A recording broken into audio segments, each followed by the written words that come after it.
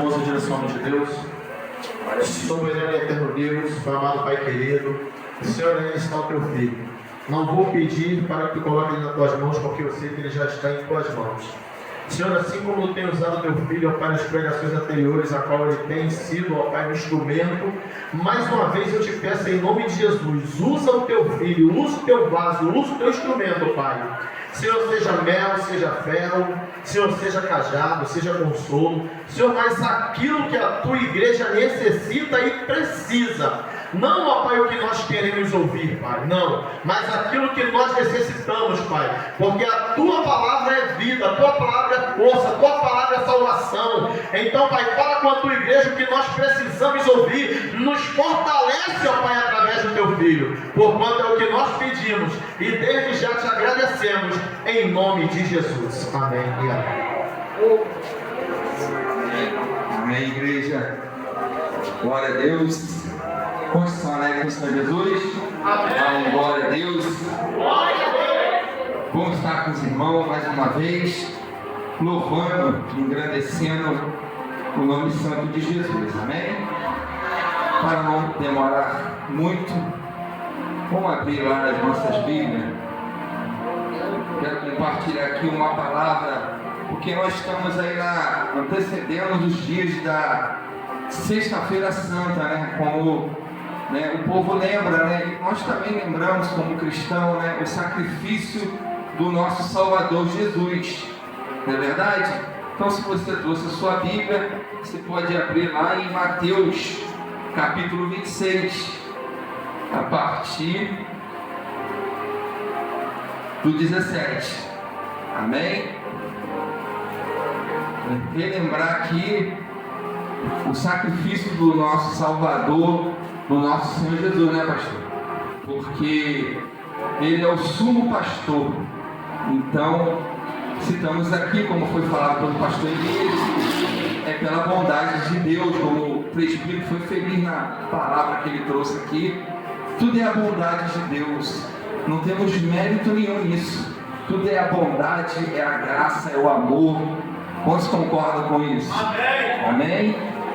Quantos já acharam? Diga amém. Amém. E diz assim a palavra do Senhor: no primeiro dia da festa dos pães asmos, vieram os discípulos a Jesus e lhe perguntaram: onde queres que te façamos os preparativos para comeres a Páscoa? E ele lhes respondeu: ide à cidade ter com certo homem e diz-lhe: o mestre manda dizer, o meu tempo está próximo, em tua casa celebrarei a Páscoa com os meus discípulos. E eles fizeram como Jesus lhe ordenaram e prepararam a Páscoa. Amém? Podemos assentar em nome de Jesus? Feche seus olhos. Soberano Deus, eterno Pai, muito obrigado, Senhor, pela vida de cada um dos nossos irmãos.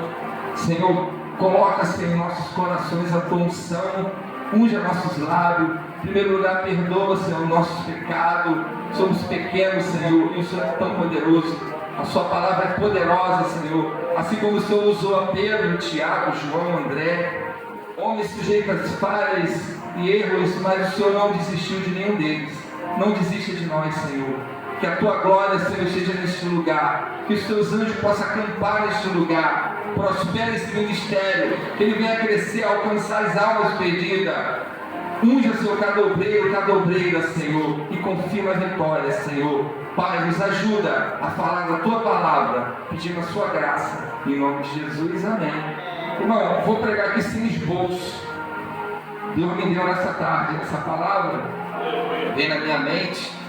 Eu tenho outras mensagens que Deus me deu, mas como nós estamos na semana santa, né? Sexta-feira Santa vem aí, então Deus colocou essa palavra. E por que não relembrar do nosso Salvador Jesus Cristo, na verdade? Porque Ele é o motivo de estarmos aqui, né? Se hoje cada um de nós, como foi falado aqui, se encontra na casa do Senhor, é por causa dele, amém? Ele é o nosso Cordeiro Pascal, não é isso? Pascal, ele é o nosso Cordeiro, ele é aquele que se entregou por mim e por você. E eu quero relembrar, entendeu? Dando esse tema, né? O Cordeiro de Deus, o nosso Senhor e Salvador Jesus Cristo. aquele que morreu por nós. E aqui nesse capítulo 26 de Mateus, Jesus querendo celebrar a última ceia com o discípulo, e o discípulo pergunta, no primeiro dia da festa dos pães asmos, vieram discípulos de Jesus e lhe perguntaram: onde queres que façamos os preparativos para comer a Páscoa? Quer dizer, os discípulos já estavam envolvidos com a obra do Senhor, né? E eles queriam cear com o Mestre, com o Senhor Jesus, como nós vamos cear um dia no seu reino. Amém? E assim, Jesus orienta, vai até um certo homem e fala que ali, em tua casa, celebrarei a Páscoa com os meus discípulos. Eles fizeram como Jesus lhe ordenaram, e prepararam a Páscoa.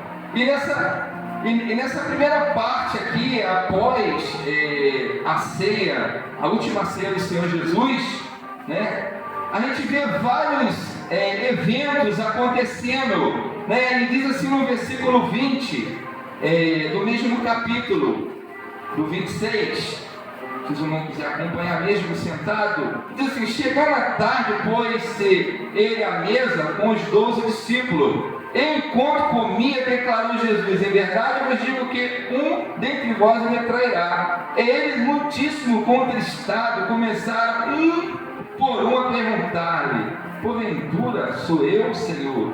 Ele respondeu: o que mete comigo a mão no prato, esse me trairá. Filho do homem vai, como está escrito ao seu respeito, mas ai daquele por intermédio de quem o Filho do homem está sendo traído. Melhor lhe fora não haver nascido. Então Judas, que o traía, perguntou: acaso sou eu, mestre? Respondeu-lhe Jesus: tu o disse. Então você vê que vem acontecendo vários eventos naquele período da ceia ali, antecedendo o que? O sacrifício de Jesus, até Jesus chegar, né? No Gólgota, num lugar chamado Caveira, né, que diz a palavra do Senhor. Jesus, a partir da ceia, começa essa peregrinação. Jesus dali em diante, ele já começa a ver que dali em diante seria a reta final dele. E diz lá no versículo 26: enquanto comia, tomou Jesus um pão e, abençoando, o partiu e o deu aos discípulos, dizendo: tomai e comei, este é meu corpo. A seguir tomou um cálice e, tendo dado graça, deu aos discípulos, dizendo: bebei dele todos, porque isto é meu sangue, o sangue da nova aliança, derramado em favor de muitos para a remissão de pecado. E digo-vos que desta hora em diante não beberei deste fruto da videira, até aquele dia em que eu hei de beber novo convosco no reino do meu Pai. E tendo cantado um hino, saíram para o Monte das Oliveiras. Quer dizer, tudo partiu da última ceia do Senhor Jesus. Jesus: agora só vou cear convosco no reino do meu Pai, né? Com a igreja do Senhor, juntamente com os discípulos, né? Então, daí em diante, nós podemos ver vários eventos que vieram acontecendo, né? E diz lá no 31 que Pedro foi avisado. Tudo está dentro desses eventos. Após a ceia, Pedro é avisado que ia negar a Jesus por 3 vezes. Quando o galo cantasse, ele não negaria. O galo cantasse 2 e negaria 3 vezes. Foi o que aconteceu. E Jesus agora está no Getsemane, né? No Monte Getsemane, no lugar da prensa, né? Que nós conhecemos. E Jesus ali chora, fala ao Pai, e lá no versículo 40, voltando para os discípulos, achou-os dormindo, e disse a Pedro: então, nem uma hora pudeste vos vigiar comigo? Vigiai e orai, para que não entreis em tentação. O espírito, na verdade, está pronto, mas a carne é fraca. Quer dizer, Jesus se encontra agora precisando de um apoio, porque ele estava vendo o que ele ia passar, mas ele não estava vendo os discípulos com a mesma conexão. Os discípulos não estavam ainda entendendo aquilo que Jesus ia passar. Por outro lado, a ficha deles ainda não caíram. Eu quero abrir um parênteses aqui. Muitas das vezes nós estamos na caminhada com o Senhor e muitas das vezes nós não entendemos aquilo que Deus quer fazer conosco. E muitas das vezes a gente não para perguntar a Ele. Aqui Jesus só queria que Pedro, os discípulos que estavam ali com ele, perguntassem: mestre, tu está angustiado, eu vou estar contigo do teu lado. Era tudo que Jesus queria, um apoio, mas ele não conseguia entender isso. E muitas das vezes nós encontramos assim, e às vezes somos julgados. Talvez você esteja sendo julgado por alguma coisa que você está passando, por uma luta, por uma aflição, e as pessoas que estão ao teu redor não conseguem entender, porque é no âmbito espiritual. Quantos podem entender a palavra do Senhor? E nesse mesmo texto aqui, aonde vem acontecendo várias coisas após a ceia do Senhor Jesus, e nesse finalzinho, quando Jesus vai amanhecendo a aurora do dia, o amanhecer do dia, na última vigília, Jesus fala para o discípulo: desperta, porque é chegada a hora, e o Filho do Homem será entregue na mão dos malfeitores. Ele sofrerá, matarão ele, e ele será sepultado ao terceiro dia, ressuscitará. E lá Jesus é preso. No 47, falava ele ainda, eis que chegou Judas, um dos 12, com ele, e grande turba com espada e porrete, vinda da parte dos principais sacerdotes e dos anciões do povo. Ora, o traidor lhe tinha dado este sinal: aquele a quem beijar é esse, prendei-o. E logo, aproximando-se de Jesus, lhe disse: salve, mestre. E o beijou. Jesus, porém, lhe disse: amigo, para que vieste? Nisto, aproximando-se ele, deitaram a mão em Jesus e o prenderam. Eis que um dos que estavam com Jesus estendeu a mão, sacou da espada, golpeando o servo do sumo sacerdote, cortou-lhe a orelha. Então Jesus lhe disse: embainha a tua espada, pois todos os que lançam mão da espada, a espada perecerão. Acaso pensas que não posso rogar meu Pai, e ele mandaria neste momento mais de 12 legiões de anjos? Como, pois, cumpririam as escrituras, segundo os quais assim deve suceder? Naquele momento disse Jesus à multidão: saíste com espada e com porrete para prender-me com a um salteador. Todos os dias no templo me assentava convosco, ensinando, e não me prendeste. Tudo isto, porém, aconteceu para que se cumprisse a escritura dos profetas. Então os discípulos todos, deixando-o, fugiram. Ninguém ficou, ninguém entendeu. Eles estavam na carne, estavam com sono pesado, como nós temos, Não estou aqui julgando eles, porque se nós estivéssemos ali, qualquer um talvez faria a mesma coisa, porque era algo novo.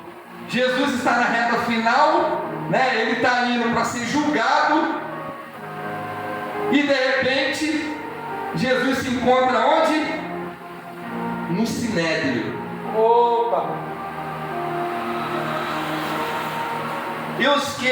No 57, e os que prenderam Jesus o levaram à casa de Caifás, um sacerdote, onde se haviam reunido os escribas e os anciãos. Mas Pedro seguiu de longe até o pátio do sumo sacerdote, e entrando, assentou-se entre os serventuário para ver o fim. Ora, os principais sacerdotes e todo o sinédrio procuravam algum testemunho falso contra Jesus, a fim de condená-lo à morte. Quer dizer, Jesus agora está ali no meio do sinédrio, sendo julgado por aqueles que não tinham direito de julgar ele, porque Jesus não tinha nada que o comprovasse e que provasse que ele tinha culpa de alguma coisa.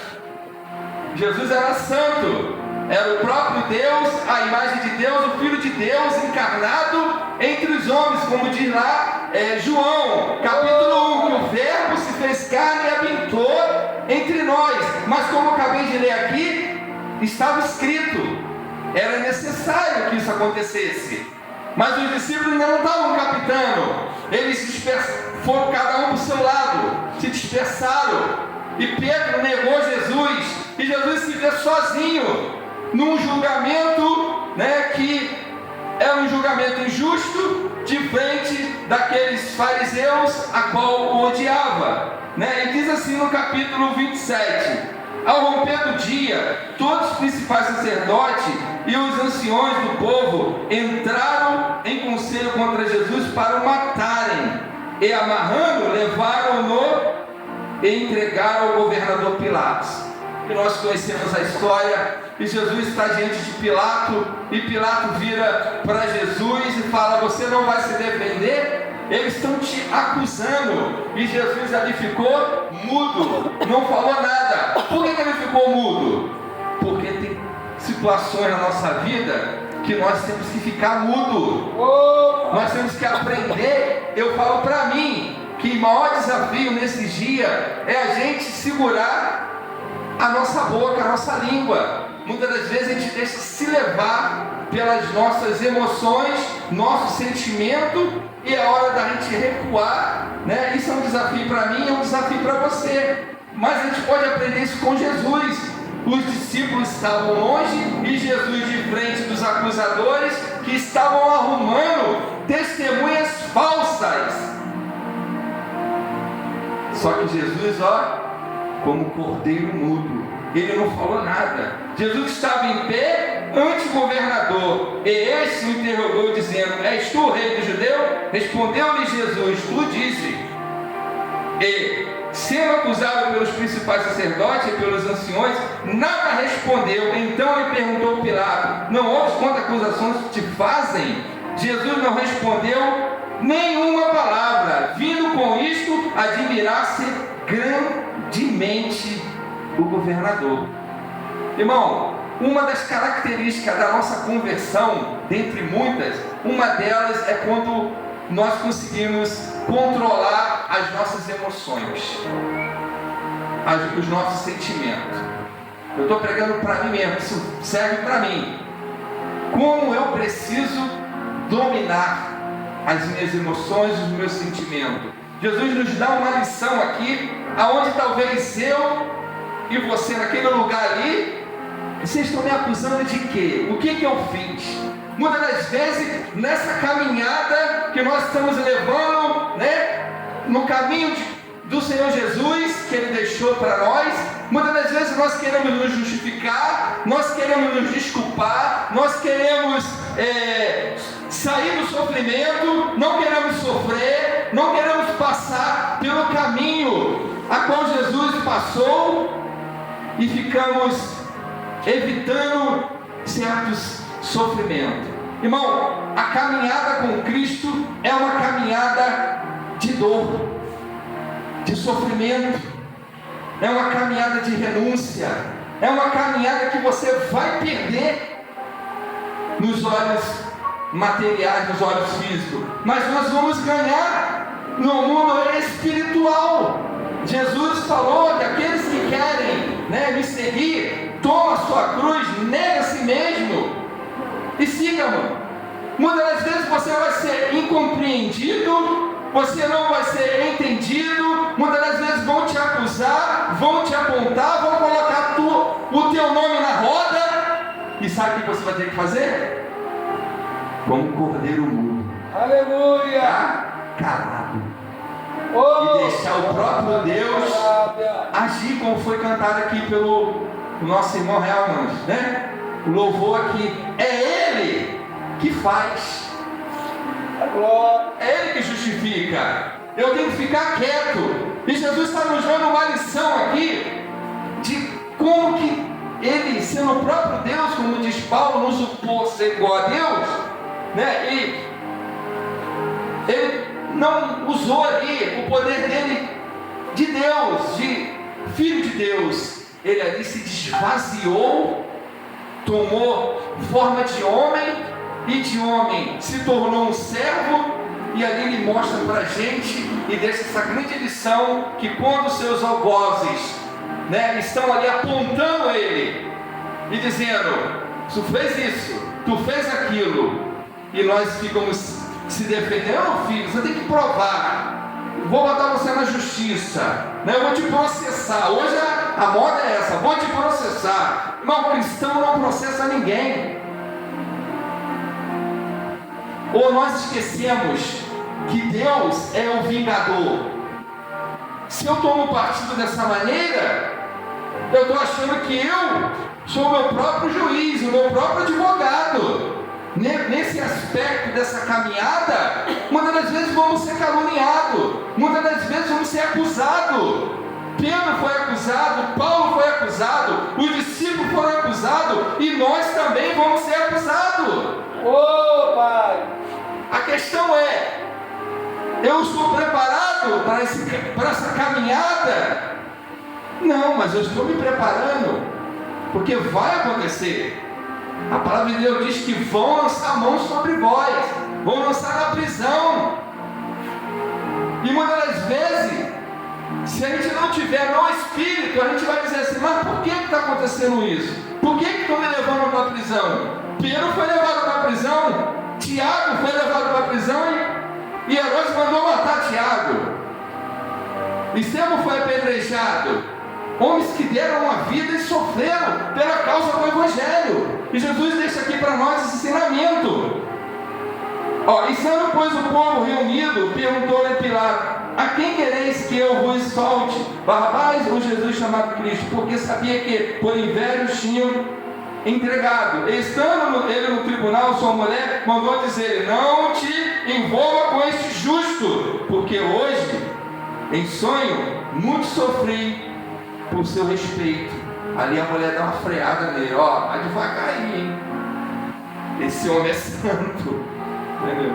Ele é justo, ele é o Cordeiro de Deus. Aleluia. Não bota a mão nele, não. Travou Pilatos. É isso que Deus faz. Deus vai enviar, né, alguém para nos defender até na nossa ausência. Não precisa nós dizermos nenhuma palavra para nos defender. Deixa que o próprio Jesus, o próprio Senhor Jesus vai nos defender, porque Ele fala: naquela hora vocês não vão saber o que vai falar, mas o meu Espírito falará por vós. Aleluia, glória a Deus. Oh, glória. O próprio Deus vai falar através de nós, através do seu Espírito Santo.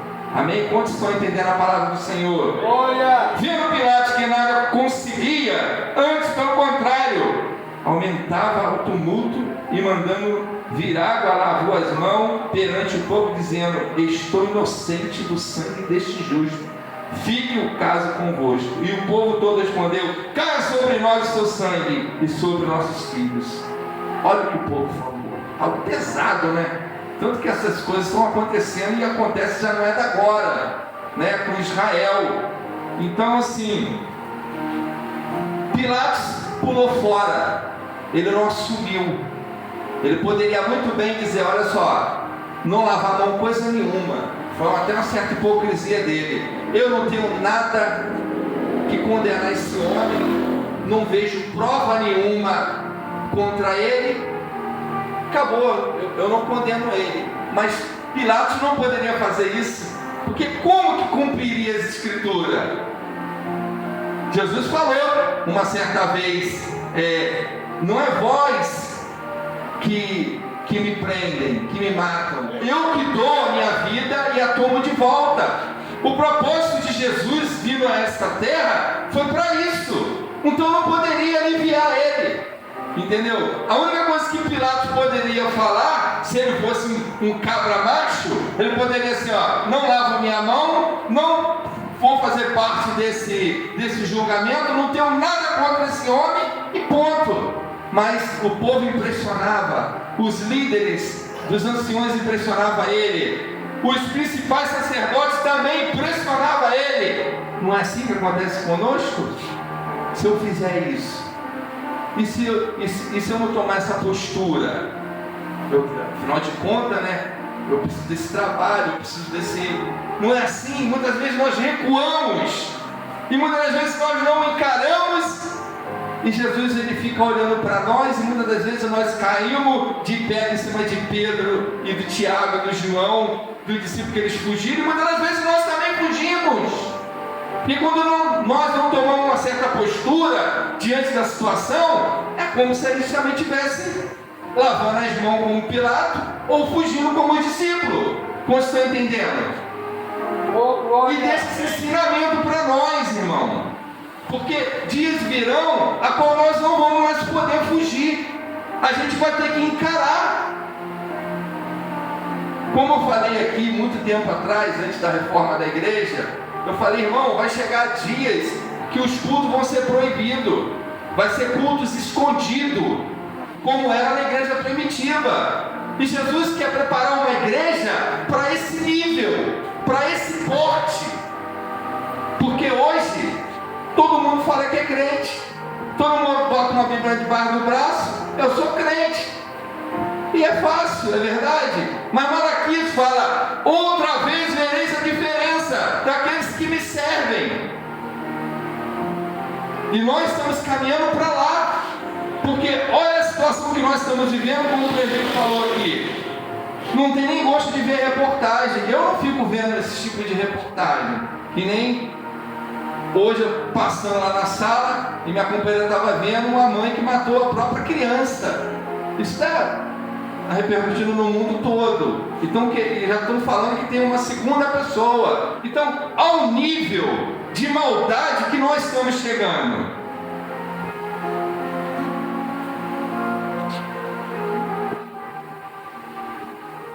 Só que era necessário que Jesus passasse por isso.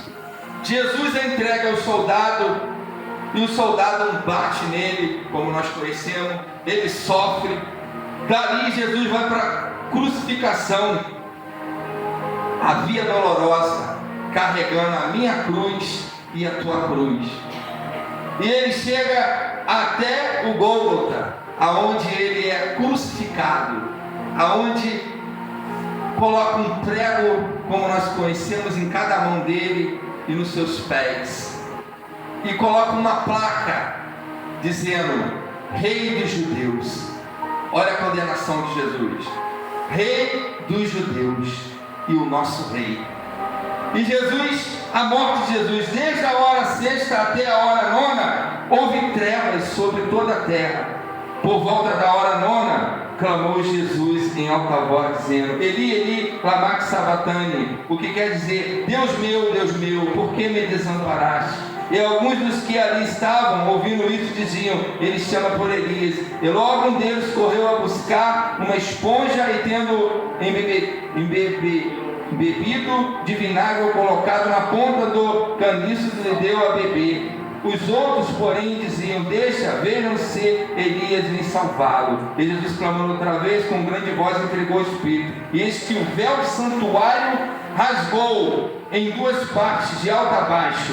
Tremeu a terra, fenderam-se a rocha, e abriu o seu sepulcro, e muitos corpos dos santos que dormiam ressuscitaram, e saíram do sepulcro depois da ressurreição de Jesus, e entraram na cidade santa, e apareceram a muitos. Centuriões que com eles aguardavam Jesus, vendo o terremoto e tudo o que se passava, ficaram possuídos de grande temor e disseram: verdadeiramente este é o Filho de Deus. Estavam ali muitas mulheres observando de longe, e eram as quais vinham seguindo a Jesus desde a Galileia para o servirem. Entre elas estavam Maria Madalena, Maria, mãe de Tiago, de José, quer dizer, várias testemunhas. Jesus foi crucificado, e Jesus agora é sepultado. Caindo à tarde, veio um homem rico de Arimateia, chamado José, que era também discípulo de Jesus. Este foi com Pilatos e lhe pediu o corpo de Jesus. Então Pilatos mandou que fosse entregue. José, tomando o corpo, envolveu num pano em pó de linho, e depois no seu túmulo, depois do túmulo novo que fizeram abrir na rocha. E rolando uma grande pedra para a entrada do sepulcro, se retirou, e achavam ali assentado em frente à sepultura Maria Madalena e a outra Maria. Quer dizer, Jesus agora está sepultado, e os discípulos dispersos, todo mundo com medo, né? E No 28, no findado sábado, ao entrar no primeiro dia da semana, Maria Madalena e outra Maria foram ver o sepulcro. Eis que houve um grande terremoto, porque um anjo do Senhor desceu do céu, chegou-se e removeu a pedra e assentou-se sobre ela. O seu aspecto era como um relâmpago, e a sua veste alva como a neve. E os guardas tremeram, espavoridos, e ficaram como se estivesse morto. Mas o anjo, dirigindo-se à mulher, disse: não temas, porque sei que buscar Jesus, que foi crucificado. Ele não está aqui, ressuscitou como tinha dito. Jesus ressuscitou.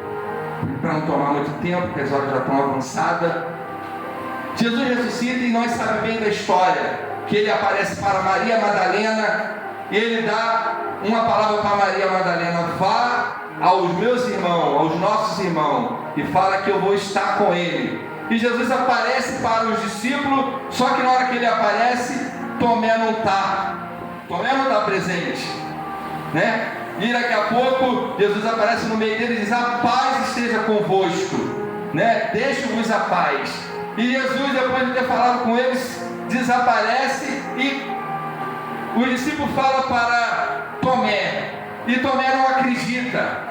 E é assim, irmão, até hoje a gente trabalha com um grande desafio, que é o desafio da incredulidade. A incredulidade está sempre querendo vir na nossa mente, no nosso coração. Agora, como combater a incredulidade? Como combater a questão da falta de fé? Buscando a Deus, não é verdade? E Jesus ressurreto, como o nosso amado irmão pregou aqui no domingo, Jesus dá uma ordem: ide por todo mundo e pregai o Evangelho. Aleluia! A missão da igreja hoje em dia é divulgar a Cristo, é pregar a Cristo, é falar que Jesus Cristo salva, é falar que Jesus Cristo liberta, e que Jesus Cristo prepara o homem, a mulher, e leva para o céu. Essa é a mensagem que Jesus deixa para nós, né? O Cordeiro Pascual, aquele que se fez o Cordeiro por nós, aquele que se fez mudo, aquele que tinha tudo para se defender, não se defendeu. Ele se entregou por mim, ele se entregou por você, para que aquilo que ele passou, nós não viesse passar. Ele suportou, né, o caminho, né, o atalho da via dolorosa, a zombaria, a cuspida, riram dele, zombaram dele, acusaram ele daquilo que não tinham como provar, até ele ser crucificado, ser sepultado e ressuscitar. E ele agora está vivo e está entre nós, nos avivando, nos fortalecendo. Receba essa palavra, que Deus possa, através do Espírito Santo, nos fortalecer, que Ele possa conduzir a igreja dele, dando sabedoria, o pastor Elias, missionário Sinara, os obreiros, as irmãs, né? O Perácio, que está nessa caminhada aí, aceitou Jesus, deu um passo, né, no reino do Senhor, tomou uma posição, porque é isso que Jesus espera de mim e de você, uma posição. Jesus, ele olha para nós, olha para a igreja e fala assim: valeu a pena ter morrido por vós, valeu a pena o sacrifício, valeu a pena o caminho do Gólgota, valeu a pena ser zombado, ser cuspido, ser ridicularizado. Jesus passou muitas humilhações que talvez eu e você nunca passaremos, mas ele passou por mim, por você, porque ele é o sacrifício substituto, ele é o sacrifício vicário. E que o Senhor Jesus Cristo possa falar melhor, através do seu Espírito Santo, no meu coração e no teu coração, nos dá graça, nos dá paciência, nos dá o amor, nos dá a paz, porque a caminhada pode ser longa, nós não sabemos quando Jesus vai voltar, está próximo, mas pode ainda levar muito tempo. Mas nesse período nós possamos de repente passar para a eternidade, mas que viemos passar debaixo da graça. Amém? As palmas que louvam ao Senhor, e eu agradeço a oportunidade em nome de Jesus.